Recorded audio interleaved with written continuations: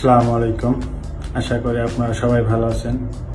কিছু টেকনিক্যাল প্রবলেমের কারণে অবশেষে বাংলাদেশি ক্রিকেট প্রেমীদের জন্য এলো সুখবর। আইপিএল এ দল পেয়েছেন মোস্তাফিজুর রহমান। যুদ্ধের ভয়ে খেলতে আসবে না বিদেশি ক্রিকেটার, তাই ফিসকে মনে করলো দিল্লি। শেষ মুহূর্তে রেকর্ড 6 কোটি রুপিতে ফিসকে দলে নিয়েছে দিল্লি ক্যাপিটালস। নিজেদের ভেরিফাইড পেজ থেকে সেটা নিশ্চিত করেছে তারা। নিরাপত্তাজনিত কারণে আইপিএল এর শেষ অংশ আর খেলবে না ব্যাটার ফ্লেজার। ফলে 17 মে থেকে আবারও শুরু হতে যাওয়া আইপিএল এর বাকি অংশের জন্য মোস্তাফিজকে দলে ভিড়িয়েছে দিল্লি ক্যাপিটালস। দিল্লির দলে নেওয়ার খবর যখন এলো তখন আরব আমিরাতের সাথে টি-20 সিরিজ খেলতে দুবাইয়ের পথে মোস্তাফিজুর রহমান। এছাড়া এনওসির জন্য আবেদন করেনি বিসিবিতেও। ফলে দল পেলেও তাই আইপিএল খেলা নিয়ে থেকে যায় অনিশ্চয়তা। প্রিয় দর্শক, মোস্তাফিজ কি পারবে আইপিএল এর বাকি অংশ খেলতে? এ ব্যাপারে আপনার মন্তব্য জানতে চাই।